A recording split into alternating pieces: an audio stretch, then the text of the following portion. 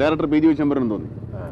പുള്ളി പറഞ്ഞു ഈ മമ്മൂട്ടി എന്ന് പറയുന്നൊരു പേര് ശരിയാണോ, അപ്പോൾ നമുക്ക് പേര് ഒരെണ്ണം നിർദ്ദേശിച്ചാൽ മതി, വേറെ പുതിയ പേരിടാമെന്ന് ചോദിച്ചു. അപ്പോൾ പടത്തിന് നല്ല വേഷമാണ്, പേരിന് വേഷം പിടിച്ചാൽ ഈ വേഷം പോകുമോ, അത്ര വലിയൊരു പേഴ്സണാലിറ്റി ഒരു വ്യക്തിത്വമൊന്നും ആയിട്ടില്ല നമുക്കൊന്നും. ഒന്നും മിണ്ടിയില്ല ഞാൻ.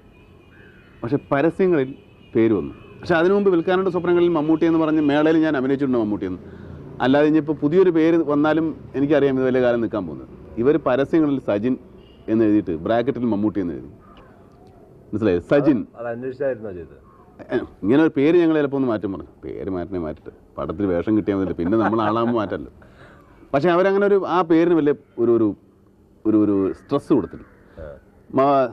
പരസ്യത്തിൽ സജിൻ ബ്രാക്കറ്റിൽ മമ്മൂട്ടി, അതെന്താണ്? അപ്പോൾ ആൾക്കാർ ആ സജിൻ അങ്ങ് വെട്ടിക്കളഞ്ഞു. പടം ഇറങ്ങുന്നതിന് മുമ്പേ മമ്മൂട്ടി ആയിരുന്നു.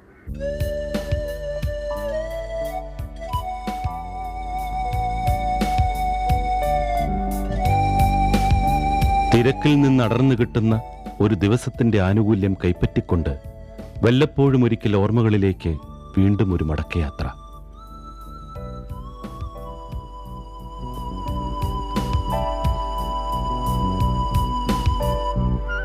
പുതുമണം വിട്ടുമാറാത്ത കുടയും പുസ്തകങ്ങളുമായി ഇതുപോലൊരു മഴക്കാലത്താണ്